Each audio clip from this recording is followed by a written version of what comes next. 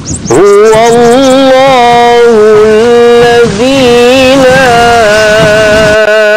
إله إلا هو عالم الغيب والشهادة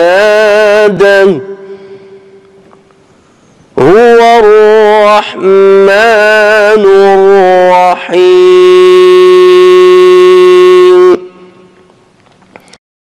بسم الله الرحمن الرحيم، والصلاة والسلام على أشرف المرسلين سيدنا محمد وعلى آله وصحبه أجمعين. اللهم اجعل القرآن ربيع قلوبنا وجلاء همنا وذهاب أحزاننا.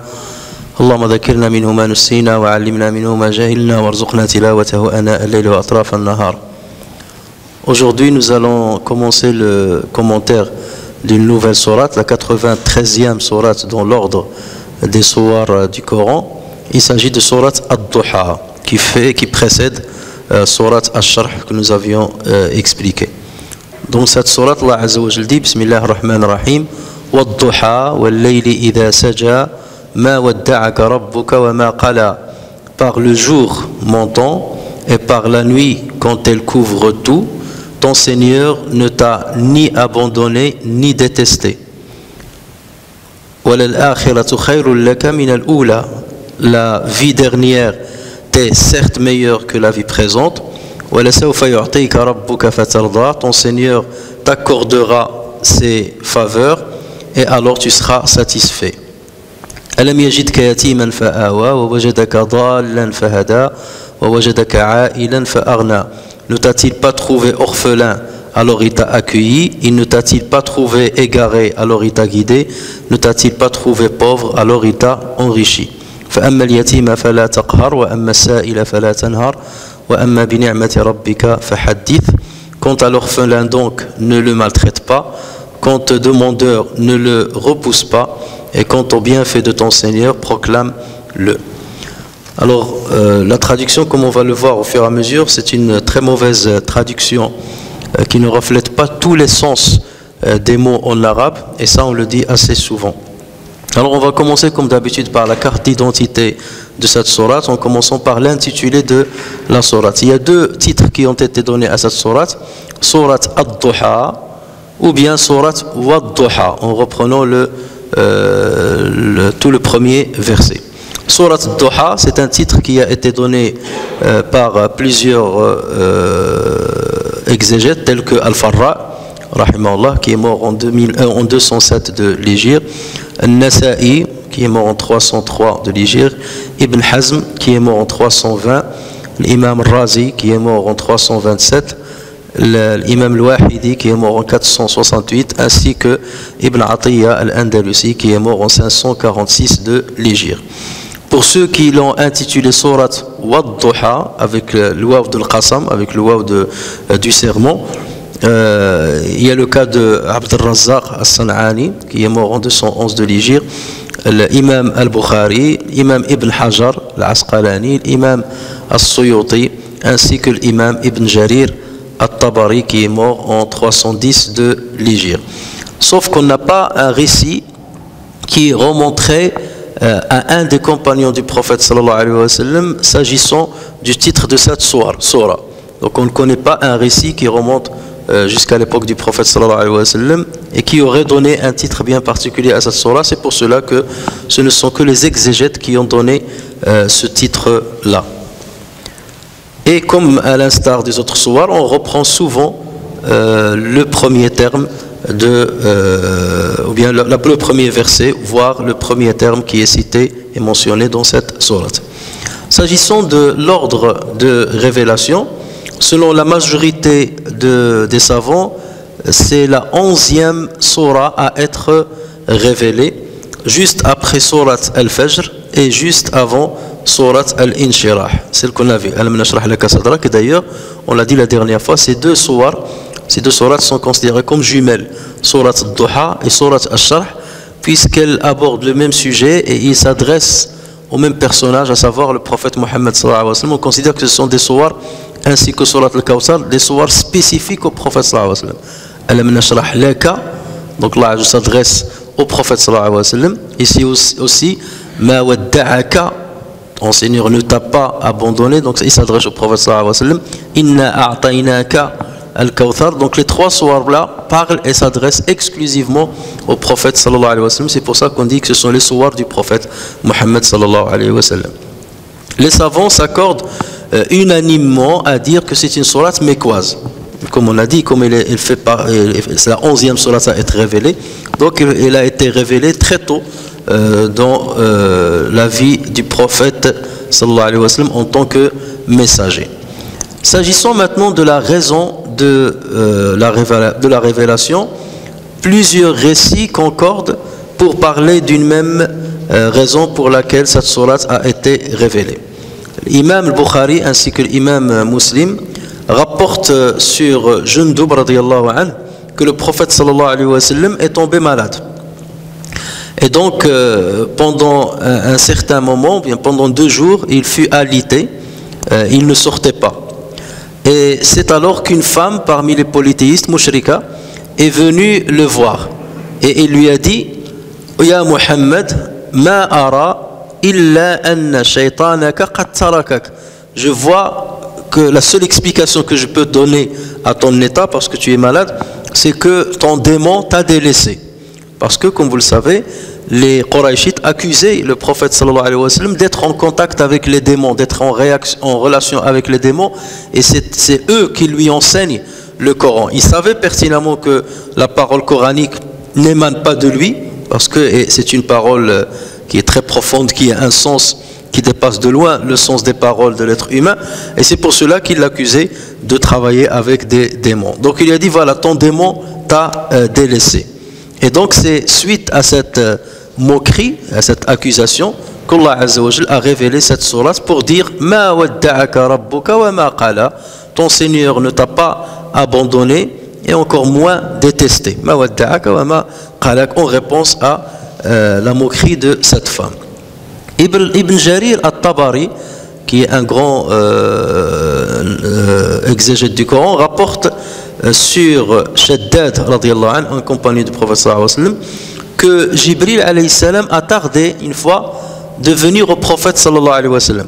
Tout au début de la révélation, il venait souvent chez lui et à un certain moment il y a eu une rupture, ce qu'on appelle le fatra, fatratul wahi. Fatra, ça veut dire un arrêt de al-wahi.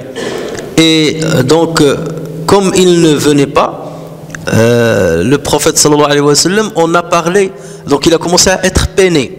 Il a commencé à être peiné parce que voilà, la révélation s'est arrêtée. Est-ce que je n'ai pas été à la hauteur? Est-ce que je n'ai pas accompli mon devoir? Pourquoi Allah Azza wa Jalla ne me révèle plus? Pourquoi Jibril ne vient plus? Donc ça a vraiment et profondément peiné le prophète sallallahu alayhi wa sallam. Donc il en a parlé à Khadija radiyallahu anha, son épouse à l'époque.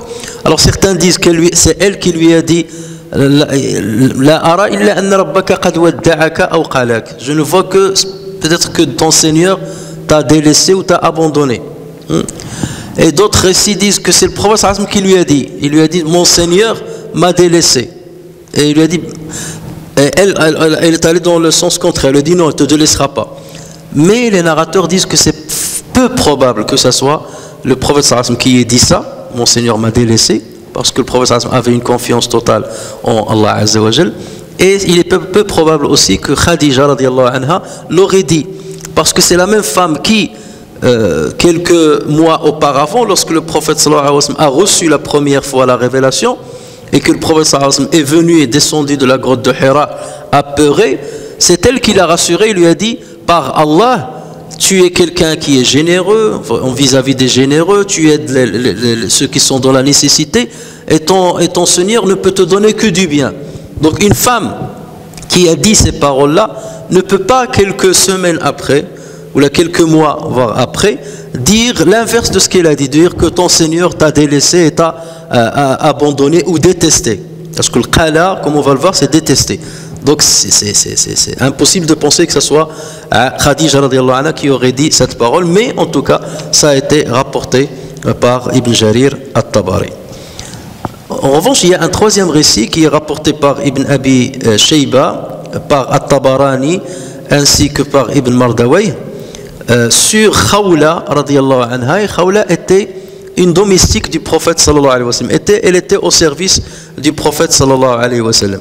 Et donc selon ce récit-là, la révélation s'est arrêtée, donc la même chose, la révélation s'est arrêtée au prophète sallallahu alayhi wa sallam, il ne recevait plus Jibril alayhi salam. Et donc le prophète sallallahu alayhi wa sallam s'est adressé à Khawla. Il lui a dit, je ne reçois plus Jibril, la révélation s'est arrêtée, donc regarde voir s'il y a quelque chose de particulier dans la maison. Il se peut qu'il y ait une souillure dans la maison qui empêche l'arrivée de Jibril alayhi salam. C'est alors que Khawla a commencé à nettoyer la maison. Et pendant ce temps-là, le prophète sallallahu alayhi wa sallam a mis sa cape et il est sorti de la maison. Donc il a laissé nettoyer la maison. Il a commencé à nettoyer la maison et à chercher s'il y a une souillure qui empêcherait peut-être l'ange de venir. Et c'est alors qu'elle a découvert un petit chiot qui était juste en dessous du lit du prophète sallallahu alayhi wa sallam et qui était mort.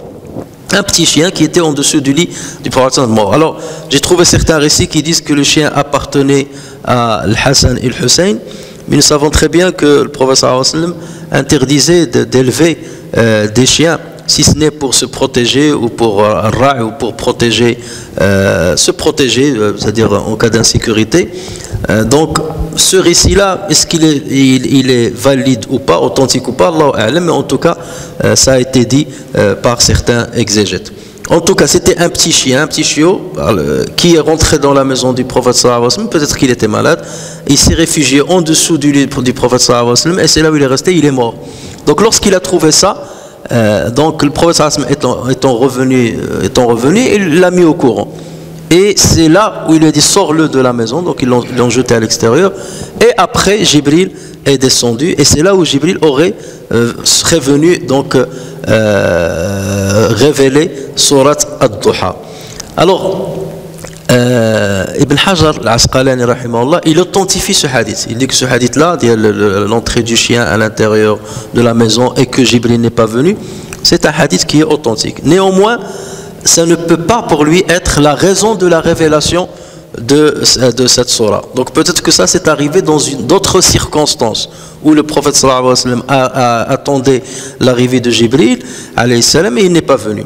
Et d'ailleurs Jibril à la suite, lorsqu'il lui a demandé pourquoi tu n'es pas venu, Jibril lui a dit on ne rentre pas dans une maison où il y a des statues, où il y a des chiens, où il y a tasawir, donc des dessins de tout ce qui porte une âme, ou bien des statues de tout ce qui porte une âme, ou bien donc un chien.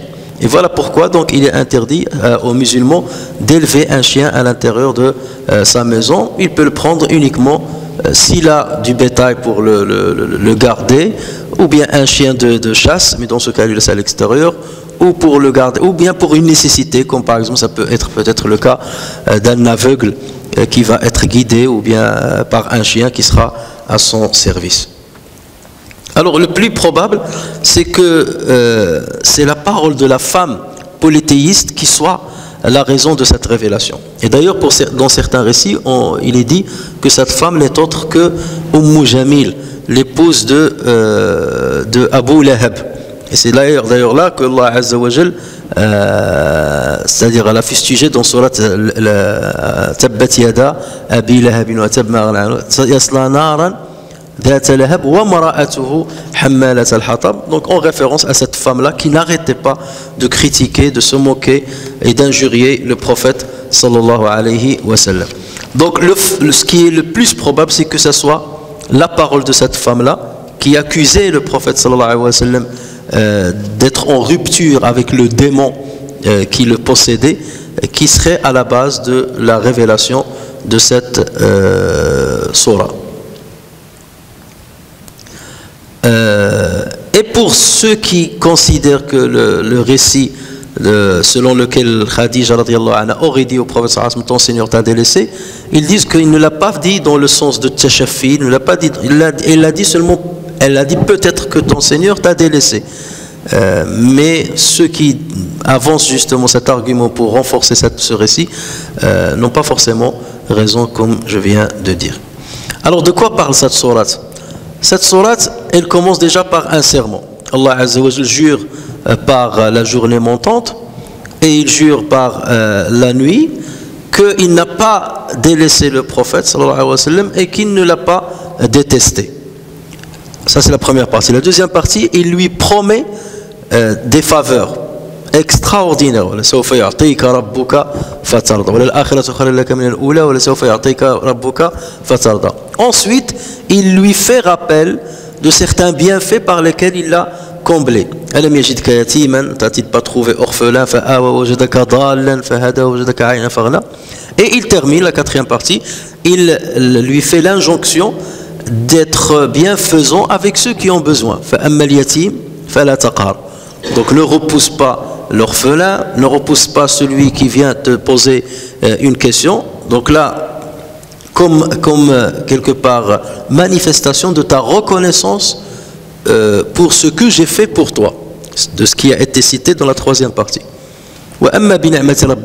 Donc tu peux proclamer le bienfait par lequel Allah Azza wa Jalla t'a privilégié.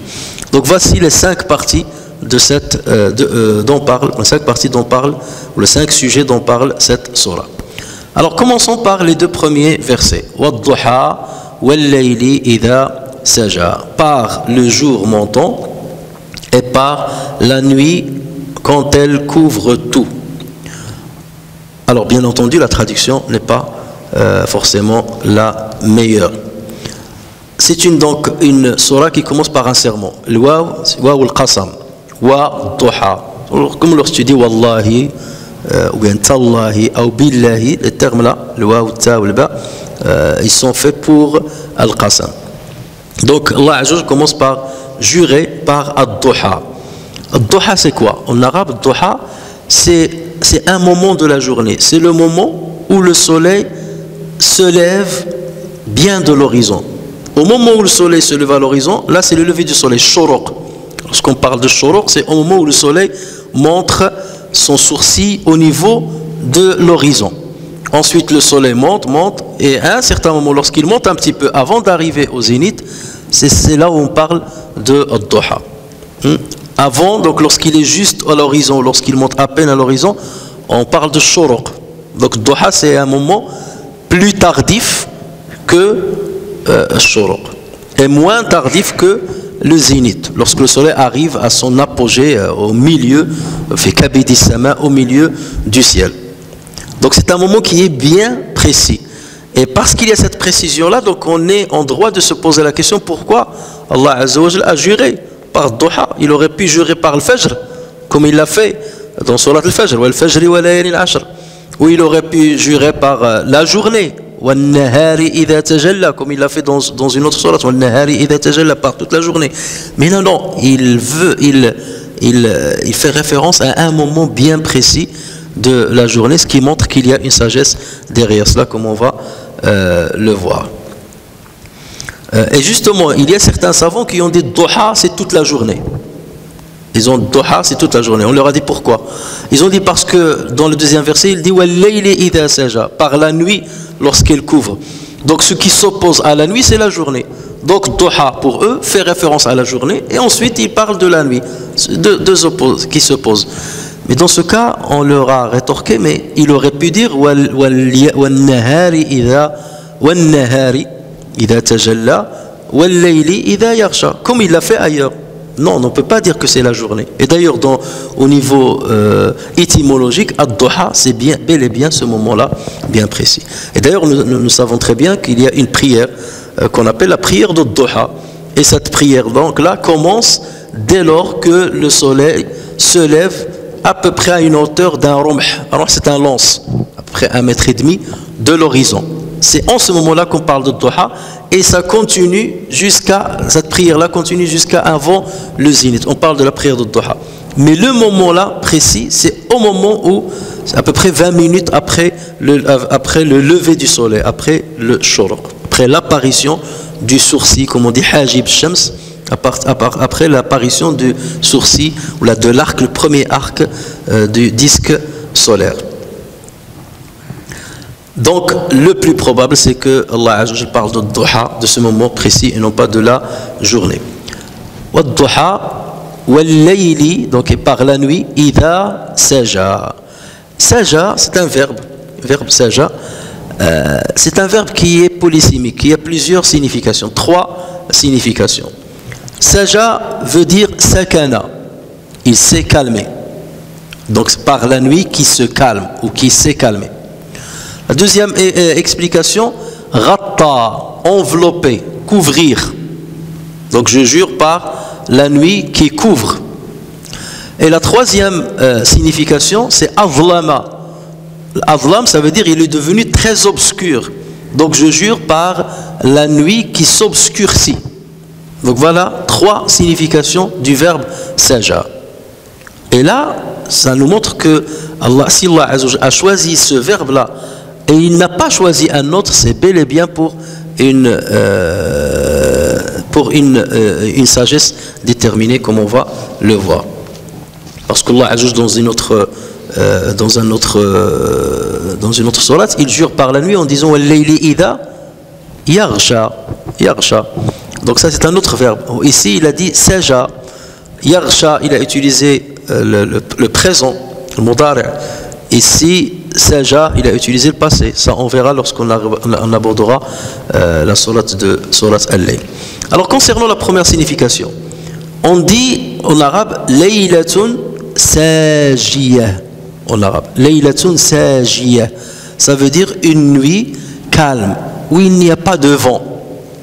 Il ne vente pas, il n'y a pas de vent. Laylatun sajiyah. Ou bien les Arabes disent saja al-bahru, lorsque la mer se calme et qu'il n'y a plus de vagues, on dit saja al-bahr. Ça veut dire la mer s'est calmée, il n'y a plus de vagues. Donc ça c'est la première signification, par la nuit qui s'est calmée. La deuxième signification, comme on a dit,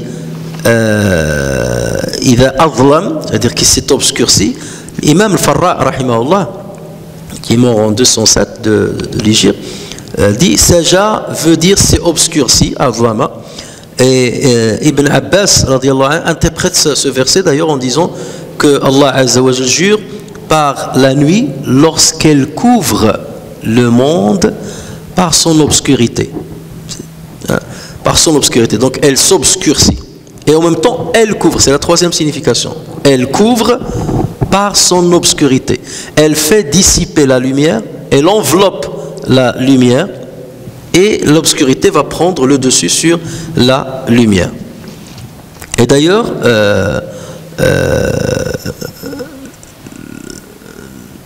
Hassan al-Basri aussi, on rapporte sur lui qu'il a dit Dieu jure par la nuit qui vêtit les gens par son obscurité. Yuqsimu bil-layli alladhi albasa an-nasa zalamahu. Albasa an-nasa zalamahu. Je jure par la nuit qui a vêti les gens par son obscurité. Donc il y a en même temps cette notion de couverture et il y a cette notion de l'obscurité. Et la troisième signification, c'est couvrir. Et les Arabes disent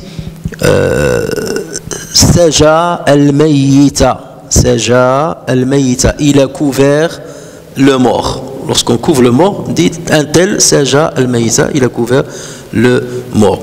Ou bien on dit Yusajja ar-rajulu bi-thawbi. L'homme se couvre par un vêtement. Yusajja ar-rajulu bi-thawbi. Donc voilà, voici les trois sens étymologiques du verbe saja. Alors ceci nous pousse à poser quelques questions.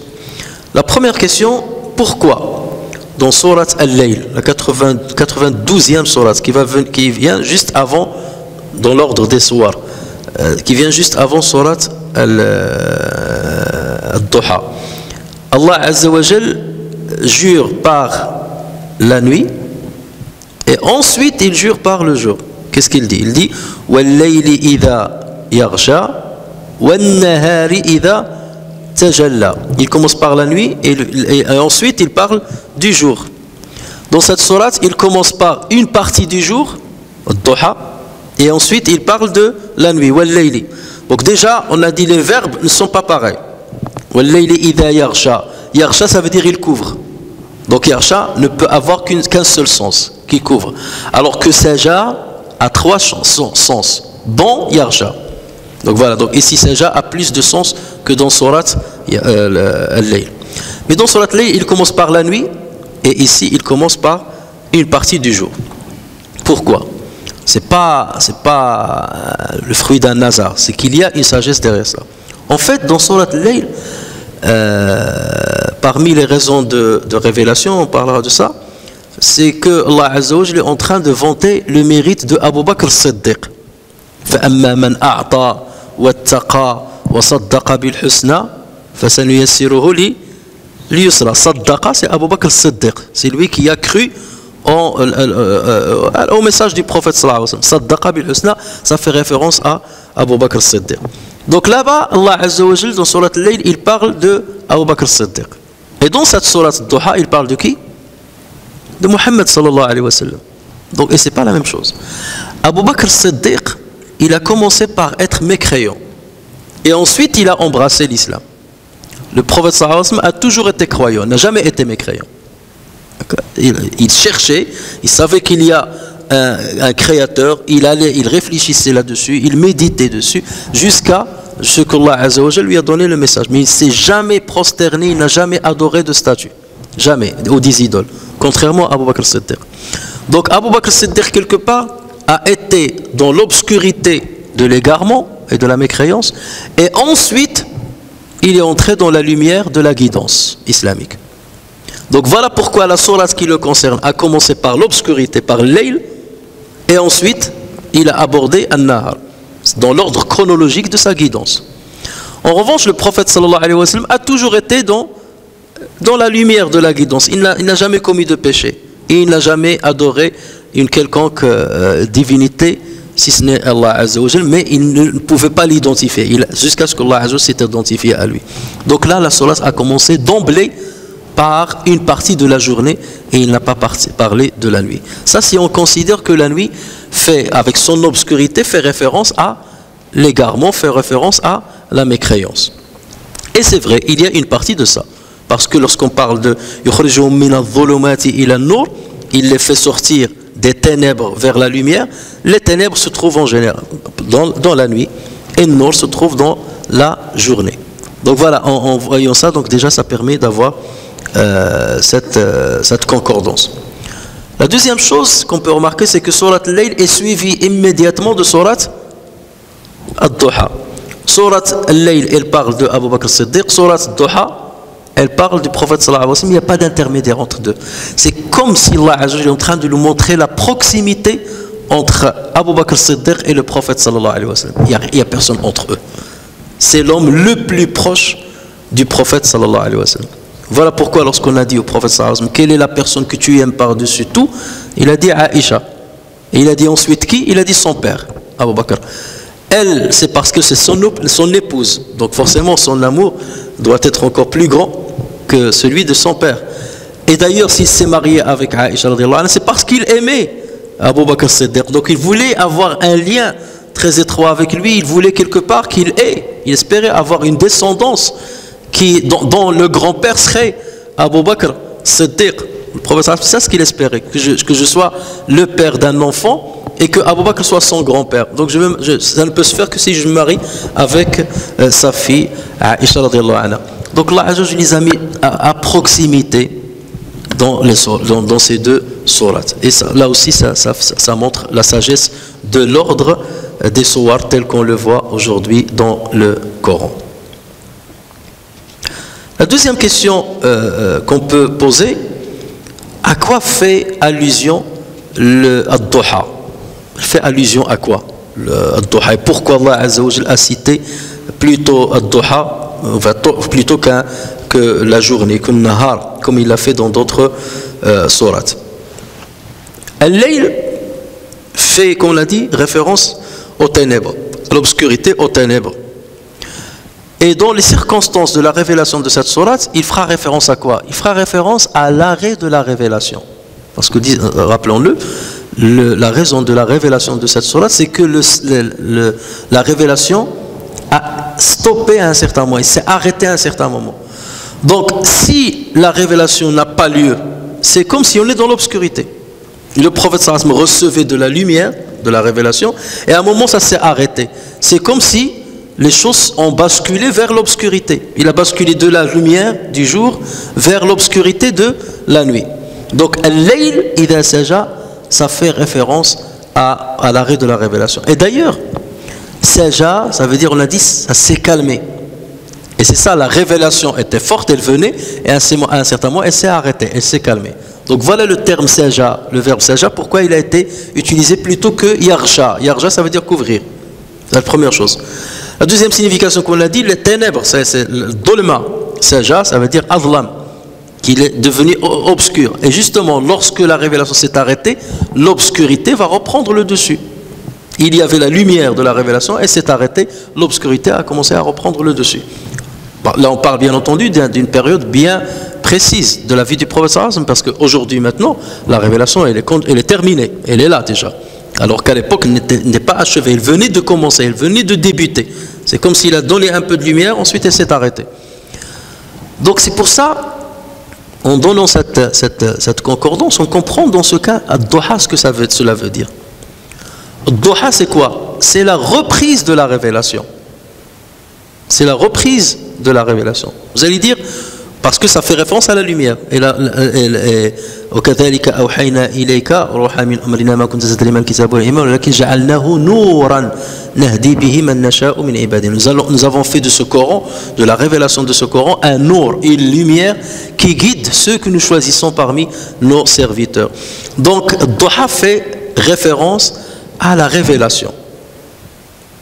Vous allez dire, mais dans ce cas, pourquoi il n'a pas dit Nahari? Parce que Nahar, ça fait référence à toute la lumière. Voilà, pourquoi pas? C'est comme si, le Fajr, ou bien Shuruq, lorsque le soleil à peine se lève, c'est la première fois où le prophète a reçu la révélation. Elle vient de commencer. Iqra bismi rabbika alladhi khalaq, la révélation vient de commencer. Et ça a continué. 10 sourates ont été révélées au prophète sallallahu alayhi wa sallam, avant que cette sourate-là, la 11e, ne soit révélée. D'accord? Et donc, on est à quelle période? Si on suppose que le début de la révélation, le premier jour de la révélation, correspond à la montée du disque solaire. D'accord? La fin de la révélation va correspondre à quoi? La mort du prophète correspondra à quoi?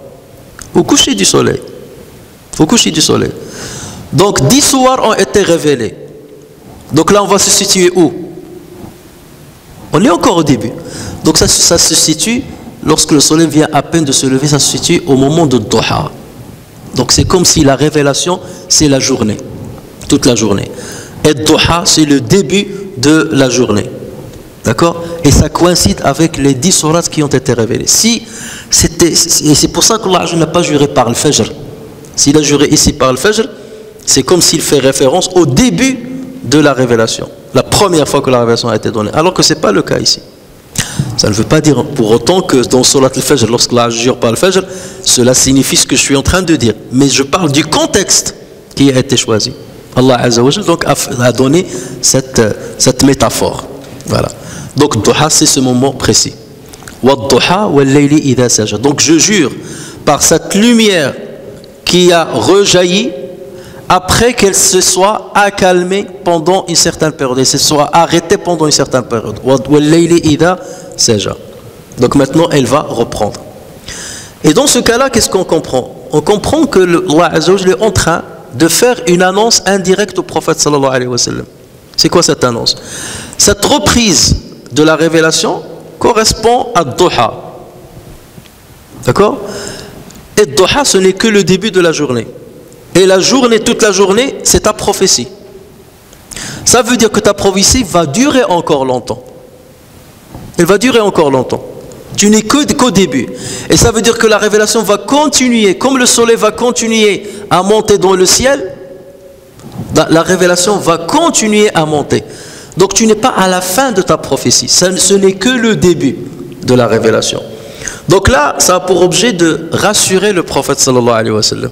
La révélation va continuer. Et Allah va me donner encore plus. Et d'ailleurs, il va dire ton Seigneur va te donner jusqu'à ce que tu sois satisfait. Tout ça, ce sont des promesses, on va revenir dessus. Donc voilà Duha à quoi il fait référence. Et voilà Layl à quoi il fait référence. Et c'est là où on comprend encore une fois, le verbe saja va avoir encore plus de sens.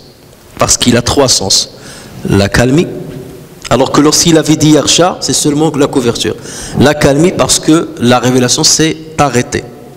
D'accord? Et lorsqu'elle s'est arrêtée, l'obscurité a commencé à couvrir. Il a commencé à prendre de l'ampleur, l'obscurité, donc al-dhalam, et il a commencé à couvrir la lumière. Donc voilà pourquoi Allah a utilisé le verbe saja et non pas un autre verbe qui aurait eu seulement une seule signification, qui ne concorde pas avec le contexte de cette révélation. Donc vous voyez, c'est des sourates parfois auxquels on ne donne pas beaucoup d'importance, des termes, des mots auxquels on ne donne pas beaucoup d'importance, alors qu'ils regorgent de messages qui sont très importants. Et le prophète sallallahu alayhi wa sallam avait besoin de ce genre de message au début de sa révélation, parce qu'il avait énormément de détracteurs. On faisait tout pour éteindre la lumière de la révélation, la lumière de son message, et donc ces sourates-là venaient pour donner de l'énergie au prophète sallallahu alayhi wa sallam, comme surat Ash-Sharh dont on a fait le commentaire la dernière fois. Donc ça va toujours dans le même sens. Et donc c'est pour regarder Allah ajoute dans un autre lieu, il a dit Wal-layli idha yaghsha, donc on a dit yaghsha, ça n'a qu'une signification. Dans une autre sourate, Allah ajoute, il dit Wal-layli idha yasr, dans sourate al-Fajr. Wal-layli idha yasri, la source de la parole, du mot, du verbe, c'est yasri. Mais après le ya a été enlevé, Wal-layli, on verra ça si jamais on arrive, Inch'Allah, à sourate al-Fajr. Wal-layli idha yasr, lorsque la nuit continue. Donc ça n'a rien à voir avec le contexte là. Là, au contraire, on parle de l'accalmie et non pas la continuité de la nuit. L'accalmie de la nuit qui fait référence à l'accalmie de la révélation.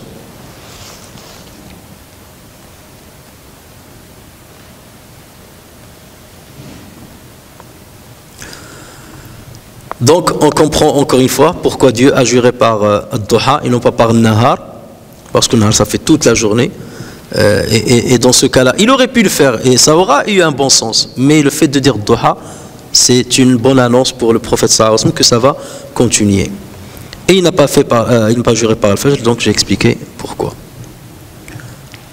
D'autre part, le moment de Duha, il a aussi un autre sens en comparaison avec la nuit. La nuit, c'est le moment où les gens se retranchent chez eux. La nuit, c'est le moment où il y a le moins de promiscuité entre les gens. Tu rentres chez toi, tu es avec ta famille. Donc le moins de promiscuité. C'est le moment où il y a le plus d'insécurité. La nuit. On parle de rasiq qui vient dans la nuit. C'est là où il y a le mal. C'est toujours dans la nuit. Et lorsqu'on tombe malade la nuit, c'est pire que lorsqu'on tombe malade la journée. Hein? Donc, cette question de la nuit fait référence justement à ce retranchement, au manque de sécurité, alors que la journée, ou surtout le Duha, c'est le moment où il y a le plus de promiscuité.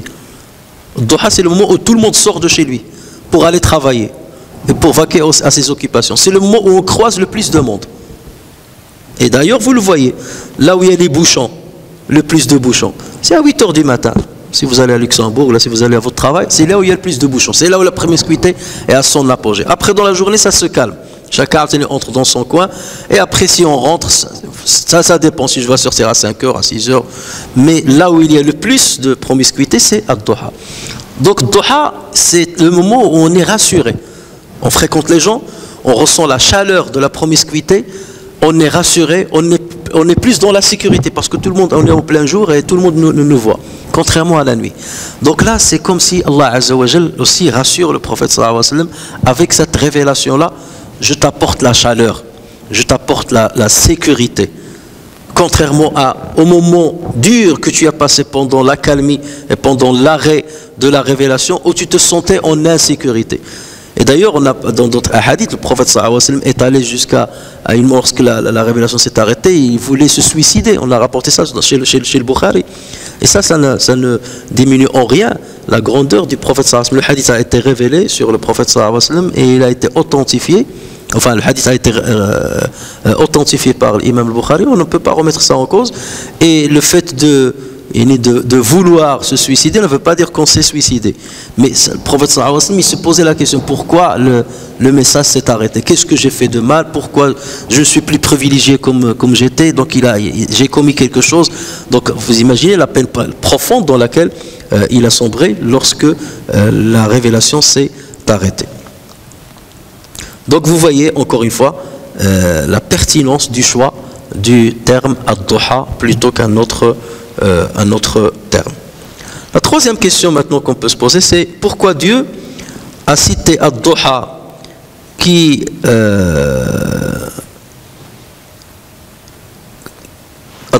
correspond à une partie de la journée, alors que pour la nuit, il n'a pas cité une partie de la nuit. Il a cité Duha qui correspond à une partie de la journée.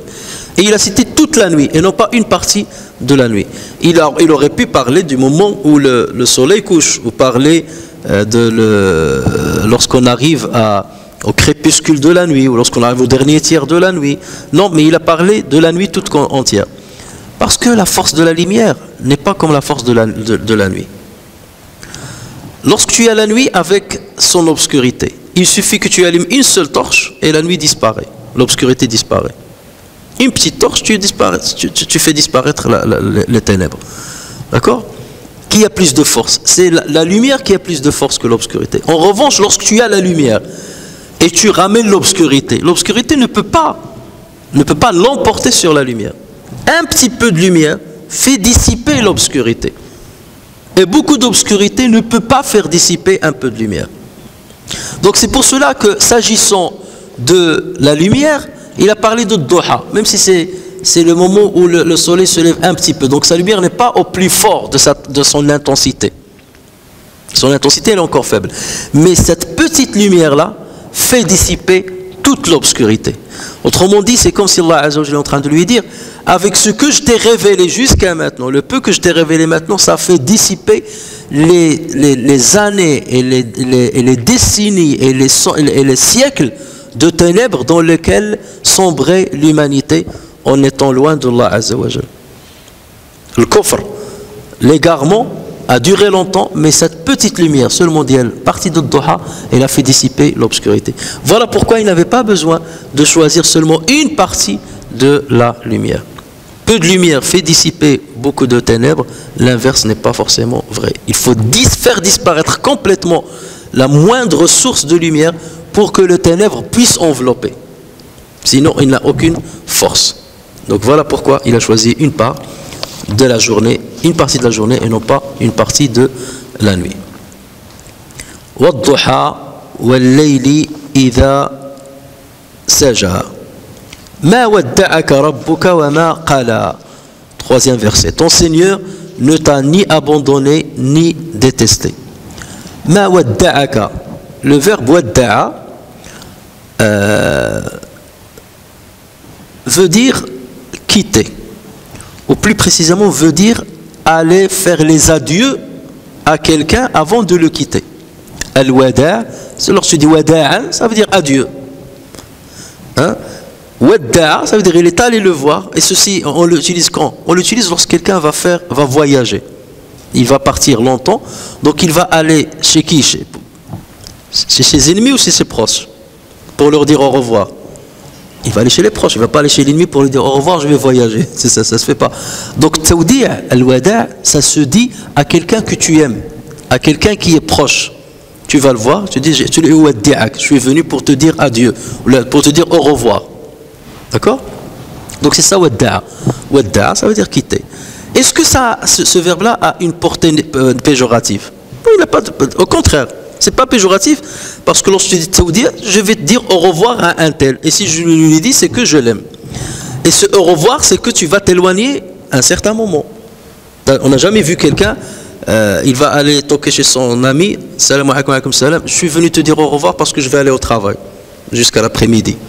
Non, forcément, c'est parce que tu vas t'éloigner assez longtemps. Pour une journée ou deux, tu ne vas pas aller faire Tawdi' al-nas, c'est parce que ça va durer dans le temps. Donc Allah Azza wa Jalla ici on est en train de dire au prophète sallallahu alayhi wa sallam, ma wadda'aka rabbuk. Dieu ne t'a pas, la traduction c'est quoi que vous allez trouver? Ne t'a pas abandonné. Vous voyez que c'est une mauvaise traduction. On ne parle pas ici de l'abandon. Ne t'a pas dit au revoir. Il ne s'est pas éloigné de toi. Voilà. Il ne t'a pas quitté. C'est ça la vraie traduction. Il ne t'a pas quitté, il ne t'a pas dit au revoir, il ne s'est pas éloigné de toi. Et non pas abandonné. Alors qu'abandonner, ça a une portée un peu péjorative. Ou Tawdi' Wadda'a, ça n'a pas une portée péjorative, si ce n'est le fait de s'éloigner un peu de celui qu'on aime. Donc voilà, on a un petit sentiment de mal-être lorsqu'on est loin de celui qu'on aime, bien entendu. Mais si je suis venu te dire Wada'an, C'est parce que je t'aime. C'est une preuve d'amour lorsque quelqu'un vient te dire je suis venu te dire au revoir parce que je vais voyager. Ça veut dire qu'il t'apprécie, qu'il t'aime. Sinon, il ne serait pas venu te voir. Et combien de personnes ils voyagent, on n'est même pas au courant qu'ils ont voyagé. Alors, ah oui, on ne savait pas que tu as voyagé. Oui, mais pourquoi je vais te le dire? Qu'est-ce que j'ai, quelle relation de particulier ai-je avec toi pour te dire au revoir? Si je viens te le dire, c'est parce que tu es quelqu'un que j'apprécie ou tu m'approches. Wama qala. Qala, regardez-nous en dialecte marocain par exemple. C'est clé. Lorsqu'on était petit, tu veux taquiner quelqu'un, tu dis c'est clé. C'est clé. Qala, c'est un terme arabe. Qala, ça veut dire détester. Détester quelqu'un. Qalahu, ça veut dire il l'a détesté. Donc là, c'est un verbe qui est très péjoratif. Ma wadda'aka rabbuka wa ma qala. Là, la traduction est bonne. Il ne t'a pas détesté. Il ne t'a pas abandonné, il ne t'a pas quitté, il ne s'est pas éloigné de toi, et il ne t'a pas détesté. D'accord? Wa ma qala. Donc, le prophète, Allah Azza wa Jalla, ici, il est en train de rassurer le prophète. Rassure-toi. Si je ne t'ai rien révélé cette période-là, c'est pas que je t'ai abandonné, ou que je t'ai dit au revoir, ou je vais m'absenter, ou la révélation va s'absenter longtemps. D'accord? Si je t'ai dit au revoir, ça veut dire que la révélation va tarder à venir. Dans ce cas, mais si je t'ai pas je t'ai pas dit au revoir, ça veut dire que la révélation va s'arrêter seulement un petit moment et elle va revenir. Et le prophète, voilà, elle est revenue avec cette sourate-là. Donc, vous voyez? Donc c'est une assurance. D'accord? Et parce qu'il lui dit Mawadda'aka, ça veut dire que la révélation ne va pas s'arrêter en même temps. Mawadda'ak, et ça ne va pas se faire. Donc la révélation va continuer, rassure-toi. Wa ma qala, je ne t'ai pas détesté, c'est impossible. Si je t'ai pas dit, si je ne me suis pas éloigné de toi, raison de plus que je ne t'ai pas détesté comme le prétendent les polythéistes et le prétend cette femme-là qui est venue un peu te taquiner et se moquer de toi.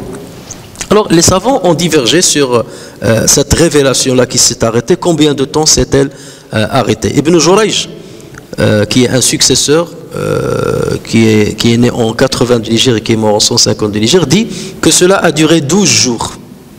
Ce qui montre bien que les premiers jours, les révélations, ils venaient presque tous les jours. Donc 12 jours, c'était aux yeux du prophète sallallahu alayhi wa sallam une longue période. Pour Al-Kalbi, il disait que c'est 15 jours. Pour Ibn Abbas, il disait c'est 25 jours. Et pour As-Suddi et Muqatil, il disait 40 jours. Donc vous voyez que relativement 40 jours, ne pas avoir reçu, au pire c'était 40 jours. Et 40 jours pour nous, c'est pas beaucoup. Mais pour le prophète sallallahu alayhi wa sallam, aux yeux du prophète sallallahu alayhi wa sallam, c'est une longue période. Parce qu'il a pris confiance avec cette révélation qui venait tous les jours, avec Jibril qui venait tous les jours. Donc imaginez, ça s'arrête du jour au lendemain. Donc le prophète sallallahu alayhi wa sallam était en droit de se poser beaucoup de questions. Est-ce que Dieu m'a délaissé? Est-ce que j'ai fait quelque chose? Est-ce que ceci? Est-ce que cela? Donc là, est venu pour le rassurer. Il n'y a pas de mal, je ne me suis pas éloigné, la révélation ne va pas s'arrêter, je suis proche et je ne t'ai pas non plus détesté. Alors, bien entendu, les savants ont aussi divergé sur la raison de l'arrêt de la révélation. Alors, pour la majorité des exégètes, ils disent que les Juifs, lorsqu'ils avaient entendu parler, enfin lorsque les Qurayshites n'avaient pas entendu parler de la révélation et que le prophète sallallahu alayhi wa sallam leur a annoncé qu'il était prophète, ils ont demandé l'aide des Juifs parce qu'ils ont dit les Juifs ils ont déjà une révélation, ils appartiennent à une religion, ils ont des prophètes, donc on va leur demander, c'est eux qui vont tester Mohammed, est-ce qu'il est véritablement un prophète ou pas? Donc ils ont fait appel aux Juifs de Médine, venez voir cet homme-là qui prétend être prophète. Et dès que les Juifs sont venus chez le prophète sallallahu alayhi wa sallam, ils l'ont entendu, ils lui ont dit, ben, on va te tester, on va savoir si tu es vraiment prophète ou pas. Donc on va te donner 3 questions et on va voir comment tu vas répondre pour voir si tu es véridique ou pas. La première question, parle-nous de Ruh. C'est quoi Ruh? L'âme. Donne-nous la définition de Ruh. La deuxième question, parle-nous de Dhul Qarnayn. Et la troisième question, parle-nous de Ahl Kahf, les gens de la caverne, des dormeurs, des 7 dormeurs. Moi, ils n'ont pas dit les 7, des dormeurs de la caverne. Et Surat Al-Kahf est venu justement pour répondre à ces sourates. Et le prophète sallallahu alayhi wa sallam leur a dit, demain je vous apporterai la réponse. Pourquoi le prophète sallallahu alayhi wa sallam a dit, demain je vous apporterai la réponse? Parce qu'il avait pris l'habitude de recevoir Jibril tous les jours. Donc il a dit, Jibril va venir, il va pas me laisser. D'autant plus qu'on est en train de me tester, de tester ma véracité. Donc demain, j'aurai la réponse, et je suis confiant. J'aurai la réponse et demain, je vous répondrai. Mais il n'a pas dit Inch'Allah. Lam yastathni. Et c'est pour ça qu'Allah dans Surat Al-Kahf lui a dit وَلَا تَقُولَنَّ لِشَيْءٍ إِنِّي فَاعِلٌ ذَلِكَ غَدًا إِلَّا أَنْ يَشَاءَ اللَّهُ. Ne dis pas une chose, je vais faire ceci demain, sauf si Allah Azza wa Jalla le veut. Et après, Allah Azza wa Jalla lui a répondu aux questions. يَسْأَلُونَكَ عَنِ الرُّوحِ قُلِ الرُّوحُ مِنْ أَمْرِ رَبِّي وَيَسْأَلُونَكَ عَنْ ذِي الْقَرْنَيْنِ. D'ailleurs, la sourate, il a parlé des dormeurs et tout ça. Donc, tout ça. Donc, ça, la majorité des savants, ils disent voici la raison de l'arrêt de la révélation. C'est que le prophète a commis une petite erreur, c'est qu'il n'a pas dit Inch'Allah. Donc, Dieu a voulu lui montrer que tu ne dois pas être si certain que cela. Donc, j'arrêterai la révélation à un certain moment pour te donner une leçon. Et après, il va revenir. Pour d'autres, ils disent c'est à cause du chien qui était en dessous du lit du prophète sallallahu alayhi wa sallam. Donc l'ange Jibril alayhi salam n'a pas pu venir voir le prophète sallallahu alayhi wa sallam. Mais ça, c'est une raison qui est loin d'être vraie. Pourquoi? Parce que l'ange Jibril pouvait venir chez le prophète sallallahu alayhi wa sallam à l'extérieur de sa demeure. D'ailleurs, la première fois qu'il l'a rencontré, il l'a rentré à Ghar Hira, pas chez lui. Même une autre fois, lorsqu'il ce n'était pas dans la demeure du prophète sallallahu alayhi wa sallam. Et le prophète sallallahu alayhi wa sallam n'était pas cloîtré chez lui, donc il sortait, il rentrait, donc il aurait pu lui révéler du Coran ou venir le voir même à l'extérieur de la demeure. Non, là c'était un arrêt total, aussi bien lorsqu'il était chez lui que lorsqu'il était à l'extérieur. Donc ça c'est moins probable. C'est moins probable que ce soit la vraie raison de l'arrêt de la révélation. Mais en tout état de cause, la révélation s'est arrêtée et elle a repris. Le hikmah, c'est Allah Azza wa Jalla qui l'a sait, mais peut-être c'est pour tester le prophète sallallahu alayhi wa sallam aussi, pour lui faire aimer encore plus la révélation, pour tester aussi sa force et pour lui apprendre à être fort en tant que prophète. والضحى والليل إذا سجى ما ودعك ربك وما قلى. Alors on peut poser la question ما ودعك ربك. Il aurait pu dire ما ودعك الله وما قلى. Allah ne t'a pas délaissé, mais il a dit ربك. Pourquoi? Parce que Rabb, le Seigneur, Rabb c'est qui? Rabb al-Usra, c'est qui? C'est le maître de la famille. Lorsque tu dis Rabb al-Usra, c'est le père. Ça donne ça fait référence à une intimité, à un lien étroit entre lui et ceux qui sont sous son autorité. Donc lorsqu'il parle de Rabbuka, ça fait référence au lien qu'a Dieu avec son serviteur. Et toujours là, lorsqu'il veut parler du prophète sallallahu alayhi wa sallam, il lui dit Abd, subhanalladhi asra bi abdihi. وَلَأَنَّهُ لَمَّا قَامَ عَبْدُ اللَّهِ. Et là aussi, Rabbuka. Donc, et Rabbuka, donc le kaf, qui s'adresse au prophète, ton Seigneur. Si je suis ton Seigneur, c'est que je suis proche de toi. S'il a dit Allah, on n'a plus cette dimension de proximité. Hein? Alors que lorsqu'il dit Rabbuka, ton Seigneur, ça montre qu'il y a une proximité. Hein? Tu es Rabb al-Bayt, tu es le maître de la maison, tu es le père de la famille, où ça vient de Tarbiya, l'éducation. Donc celui qui t'a éduqué ne t'a pas délaissé. Donc il sera à tes côtés. Jamais un éducateur ne s'éloigne de celui qui l'a éduqué. Donc voilà, ça donne plus d'intimité dans la relation qu'a le prophète avec son Seigneur. Voilà pourquoi il a dit Ma wadda'aka rabbuka et il n'a pas dit Ma wadda'aka Allahu wa ma qala. Deuxième question, l'autre question. Regardez, Ma wadda'aka rabbuka wa ma qala. Qu'est-ce qui vous paraît étrange ici? Il devait lui dire normalement Ma wadda'aka rabbuka wa ma qalaka. N'est-ce pas? Dieu ne t'a pas délaissé et il ne t'a pas abandonné. Alors que, regardez ce qu'il lui a dit. Il a dit Dieu ne t'a pas délaissé et n'a pas abandonné. Il n'a pas dit il ne t'a pas abandonné et n'a pas abandonné. Ma wadda'aka rabbuka wa ma qala. Il n'a pas dit wa ma qalaka. Le complément n'a pas été cité. Pour Saoudir, pour Wadda'a, il a cité le complément, c'est le prophète sallallahu alayhi wa sallam, avec le pronom de l'kaf, ma wadda'aka, ne t'a pas. Mais pour le verbe qala, il n'a pas utilisé le complément, il a dit qala. Pourquoi? Parce qu'on a dit Wadda'a, elle n'a pas un sens péjoratif. Tu fais Saoudir à ceux que tu aimes. Donc là, comme il n'y a rien de péjoratif, il a cité le complément qui n'est autre que le prophète sallallahu alayhi wa sallam. Mais en revanche, qala, ça a un sens péjoratif. Et parce que c'est un sens péjoratif, Allah Azza wa Jalla n'a même pas voulu citer le complément. Il est inconcevable, il n'est pas possible que je te déteste. C'est pas possible. Donc dans ce cas de figure, je ne te citerai même pas comme complément. Si quelqu'un vient, tu aimes quelqu'un et te dit tu m'as calomnié, il y a une différence entre lui dire je ne t'ai pas calomnié ou bien de lui dire je n'ai pas calomnié. Je ne t'ai, tu la cites pas, je n'ai pas calomnié. D'accord? C'est inconscient, je n'ai pas calomnié. Ça a plus de force que dire je ne t'ai pas calomnié. D'accord? Wama qala, on ne t'a pas détesté. Donc c'est par respect au prophète sallallahu alayhi wa sallam, il n'a pas voulu le citer avec un verbe qui a une portée très négative et très péjorative. Parce que c'est inconcevable. Tu ne peux pas être... C'est pas imaginable que tu sois un complément dans une phrase où je suis le sujet et où le verbe est péjoratif. Le verbe est péjoratif, c'est moi le sujet, c'est impossible que toi tu sois le complément. Hein? Je peux détester quelqu'un d'autre, shaitan, je peux détester un égaré, mais toi c'est même pas la peine d'y penser, donc je ne te citerai pas dans cette phrase-là en tant que complément. Certains savants ont dit non, en fait c'est pour respecter la rime.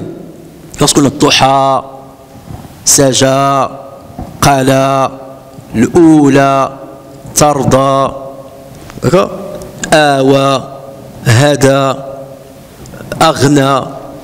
Donc c'est pour respecter la rime. Mais dans le Coran, combien de fois on voit que la rime n'a pas été respectée?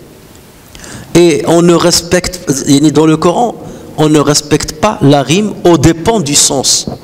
Lorsque le sens est fort, on le prend en compte, même si on ne respecte pas la rime. Parce que la rime, c'est un supplément. On ne va pas donner de la priorité au supplément par rapport à la base, qui est le sens du verset. Donc non, le sens a été respecté et la rime a été respectée avec ce choix-là, où Allah a enlevé le pronom kaf, le kaf, il l'a enlevé, Ad-Damir, qui revient au prophète, il l'a enlevé pour ce verbe qui a une connotation négative. Donc regardez ces petits détails-là, comment ils ont du poids, comment ils ont leur importance. وَالضُّحَى وَاللَّيْلِ إِذَا سَجَى مَا وَدَّعَكَ رَبُّكَ وَمَا قَلَى وَلَلْآخِرَةُ خَيْرٌ لَكَ مِنَ الْأُولَى. La traduction que vous allez trouver, la vie dernière t'est certes meilleure que la vie présente. Ce n'est pas une bonne traduction. Parce que l'akhiratu, il n'a pas dit la vie, il n'a pas dit wal hayatu al-akhiratu khayrun min al-hayati ad-dunya. Non, wal akhiratu khayrun min al-ula. La bonne traduction c'est la dernière te sera meilleure que la première. Ça la bonne traduction. La dernière te sera meilleure que la première. Pourquoi il a utilisé l'akhira? Il aurait pu dire wala darul akhiratu. Comme dans d'autres versets, il dit wala darul akhiratu khayrun wa abqa, wala daru, la demeure. Ici, il n'a pas cité la demeure. Il a dit wala akhiratu, la dernière est meilleure que la première. Min al-ula. Pourquoi? C'est pour avoir plus de sens. S'il a dit dar al-akhira, ça veut dire quoi? L'au-delà, après la mort. Dans ce cas, le oula, ça serait quoi? Ici-bas. Allah n'a pas voulu choisir ça. Il a dit l'akhira. L'akhira peut avoir deux sens. L'akhira peut avoir ce sens-là, c'est-à-dire la vie dans le delà. Et pour le prophète, ça sera quoi? Le paradis. Hein? Mais l'akhira, et selon cette première interprétation, donc Allah est en train de dire au prophète sallallahu alayhi wa sallam, la vie dans le delà te sera meilleure que cette vie ici. Ici, tu as subi des épreuves. Ici, tu as des détracteurs. Et ici, tes proches subissent des supplices. Ici, tu ne transmets pas le message à ta guise, comme tu le veux, comme tu l'espères. Mais dans le paradis, tu auras tout. Il n'y a que du bien. Il n'y a pas de peine. Il y a le paradis. Il y a tout ce que tu espères. Donc forcément, la vie dans l'au-delà est meilleure pour toi que la vie ici-bas. Et d'autant plus que ici, tu vas perdre des amis, tu vas perdre des proches, tu vas perdre... Là-bas, tu retrouveras tout le monde dans le paradis. Donc, sur tous les plans, la dernière demeure est meilleure pour toi que la demeure ici-bas. Ça, c'est la première signification. La deuxième signification, la dernière est meilleure pour toi que la première.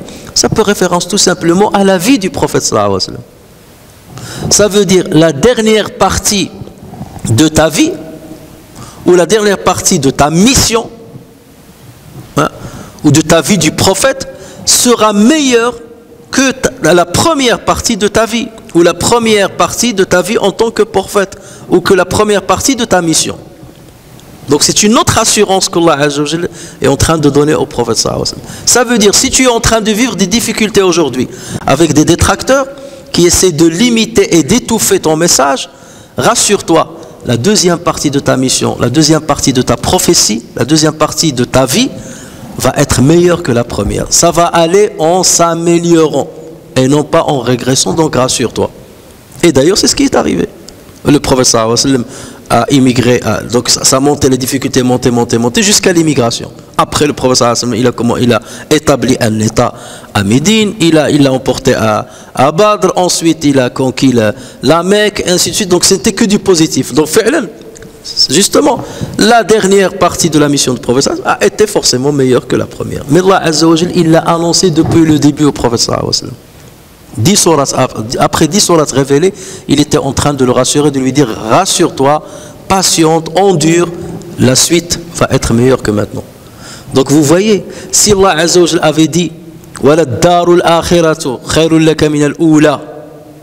demeure, l'autre demeure, la demeure dernière est mieux que la première, dans ce cas, ça aura un seul sens. Ou bien s'il avait dit la dernière est meilleure pour toi que l'ici-bas. Donc dans ce cas, la dernière, il n'aura qu'un seul sens. C'est quoi? C'est la demeure dernière. Même s'il avait dit d'accord? Non, Allah, lorsqu'il a dit ça englobe deux sens. Donc il y a plus de richesse dans ce choix-là. Et regardez, Allah, il n'a pas dit il a dit laka. Parce que s'il a dit ça serait une règle immuable pour tout le monde. Toujours la fin sera meilleure que le début. Or, ce n'est pas vrai pour tout le monde. Ça, c'est vrai pour le prophète sallallahu alayhi wa sallam. Khayrul laka. Je parle de toi et de ta mission et de ton époque et des compagnons qui sont avec toi. Donc, je parle dans ce contexte-là. La fin sera meilleure que le début. Parce que dans d'autres contextes, peut-être que c'est l'inverse. Tu commences, certaines périodes où les musulmans étaient très bien, mais après ils ont régressé. Donc c'est l'inverse qui est arrivé. Donc d'où l'importance de l'aka. Et dès que l'aka, il a tout changé. C'est exclusif à toi, pour toi. Donc vous voyez, ce sens-là est encore plus fort. L'autre chose qui est encore plus fort et qui est un petit peu, qui est distillé dans ce message-là, c'est qu'Allah est en train de dire au prophète sallallahu alayhi wa sallam, l'akhira, si on considère que l'akhira c'est la vie de l'au-delà, est meilleure pour toi que l'ici-bas, ça veut dire que c'est comme s'il lui dit à supposer que la révélation doit stopper. À supposer que la révélation doit être stoppée, ce n'est pas maintenant. Ce n'est pas maintenant. Parce que lorsqu'elle stoppera, lorsqu'elle s'arrêtera, c'est que tu as accompli ta mission, c'est que ta mission est finie. Et si jamais ta mission est finie, tu n'as plus rien à faire sur terre. Pourquoi? Dans ce cas, je vais te basculer vers l'au-delà, parce que l'au-delà est meilleur pour toi que ici-bas. Ça veut dire, au moment où on va te donner le choix, et d'ailleurs c'est ce qui est arrivé à tous les prophètes, l'ange viendra chez toi, l'ange de la mort, il viendra chez toi et va te dire: oh Mohammed, ta mission est finie maintenant, la révélation va s'arrêter, ça y est, la révélation est terminée. Veux-tu vivre encore ou basculer vers l'au-delà? Que va choisir le prophète sallallahu alayhi wa sallam? L'au-delà, pourquoi? Parce que Dieu m'a déjà dit qu'elle est meilleure qu'ici-bas. D'accord? Donc Allah Azza wa Jalla est en train de dire au prophète sallallahu alayhi wa sallam, cette révélation ne stoppera pas. D'accord? Et si elle s'arrête, tu vas considérer ça comme un mal, n'est-ce pas? Si elle s'arrête. Regarde, déjà maintenant tu es peiné parce que c'est arrêté. Si la révélation s'arrête et devait s'arrêter, rassure-toi, n'aie pas peur, ne sois peiné, parce que si elle s'arrête, c'est parce que Dieu a décidé de te basculer vers une vie qui est meilleure que celle que tu vis maintenant. C'est parce que ta mission est terminée, et donc tu ne vas aller que dans le bon sens. Même si la révélation s'arrête, là, c'est-à-dire la révélation est de parler de certaines choses, du passé et du futur. Mais tu vas voir ces choses-là de tes propres yeux. La révélation te parlait du paradis, maintenant tu vas le voir ra'y al-ayn, avec tes propres yeux. Donc ça sera meilleur que seulement d'avoir l'information par la révélation. Donc ce qui viendra à ta mort est meilleur que la révélation encore, puisque tu vas voir les choses de tes propres yeux.